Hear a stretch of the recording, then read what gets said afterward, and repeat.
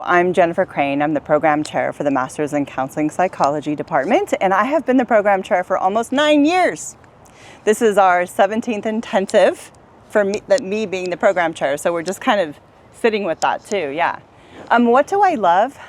I love watching the students embody the skills, the clinical skills, the practical skills, the emotional skills, the social relational skills, and they're able to just take it as they move along through the program and go into the field and start seeing clients.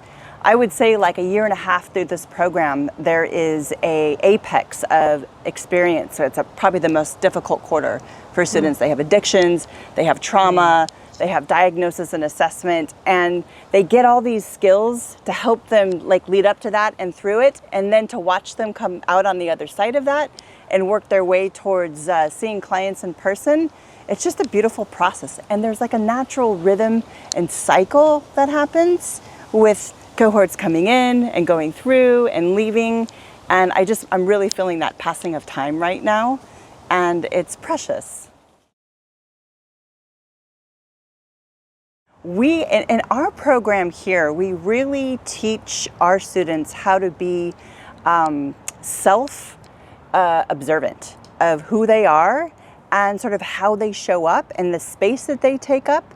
It's a whole awareness of their defense mechanisms, their attachment styles, their kind of like who they are in their family of origin, their identity, and sort of how they bring that along into their profession. So we have, we have a heavy emphasis on how to get out of your way and how to really learn therapeutic presence and show up and be the best professional you can be. And you can only do that by learning about who you are at the same time you're learning how to do this profession. And that's what makes our university unique. And that's transpersonal. It's a transpersonal approach to becoming a clinician. Yes, so there's a lot of traditional programs that teach talk therapy. So they're very traditional theoretical orientations and sort of how to be with a client.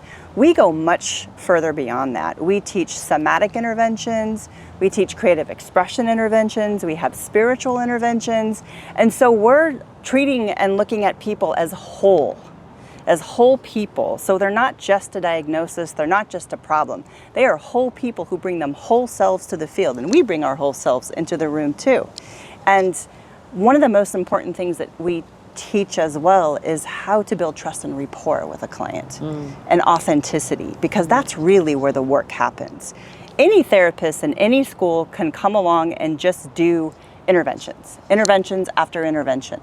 But we're really teaching how do you connect with somebody in an authentic way and build the trust and rapport so they're going to do the deeper work and they're going to have the better outcome. Well, of course, I mean, my favorite class of all time to teach is the process painting class. And I am teaching it on Saturday and Sunday. And it's kind of my own mashup technique that I've developed. And we look at how we can externalize our strong emotional states, our situations, our experiences, and bring it out onto a canvas through color, light, form, shape.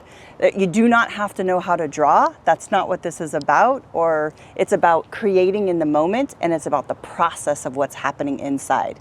And then once that's externalized onto the canvas, we can work with it. We can ask it questions. We can kind of get curious about it. We can pull away from it and just kind of see, what if we flip the canvas? Does it say something or feel or do something different? It's a beautiful way of creating a piece of art that clients can sort of take with them and learn how to integrate that back into their life. There's also integrative, after the process, we ask integrative questions, where would you put this back in your body? We might do a series of paintings where they start off with a problem and then they learn what's in their way. And then they figure out sort of what a solution to that is. So they have like a series of things that they can take with them too.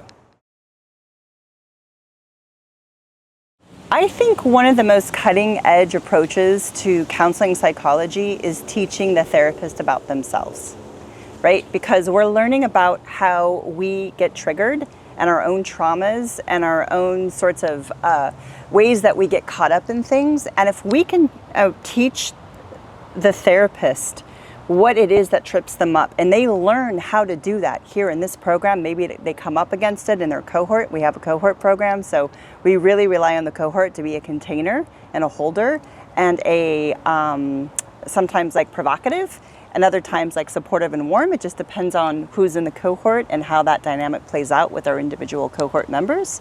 But it really is a way that we can work through some of that material and help our students figure out how to manage it.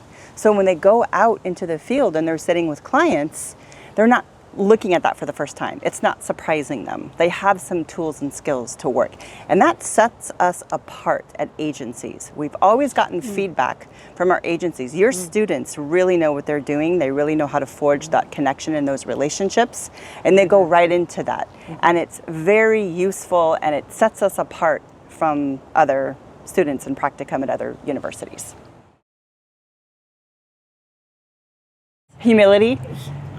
We want to teach our students how to be humble in the room when they don't really have any understanding of what's happening in someone's family of origin, like what the hierarchy is, who makes decisions, and how the interventions can contraindicate, you know, some of those things that these the clients are working with, and causing them trouble, right? So cultural humility is a huge piece of learning how to be with a client and asking the client, how do you identify? Tell me what your pronouns are. Tell me what your sexual orientation is. Tell me what what's important to you. Are you a parent? Are you a partner? Do you have a full-time job? Are you a professional? You know, are you a cat mom? Like whatever it is that's super important to them, so that we can sort of gauge how to start and where to start, what their spiritual practices or religious affiliations are. I've had several clients who have a very powerful religious affiliation, and I want to invite that into the room to help them develop their coping skills or get reacquainted with what they already know, maybe that they've drifted away from or forgotten they could go to confession, forgotten that there's a priest to talk to, in addition to, you know, seeking therapeutic help. So.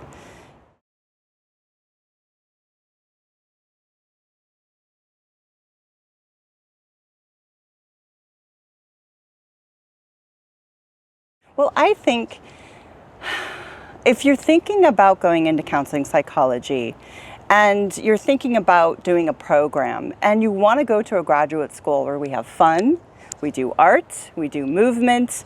As far as I know, we're the only program in the entire universe that has Aikido incorporated, the principles and practices of Aikido. It's such a powerful parallel and metaphor for what it feels like to be a therapist in the room. So it's so important that we have that as part of our program, and it's what Sofia was founded upon, right? The Institute of Transpersonal Psychology.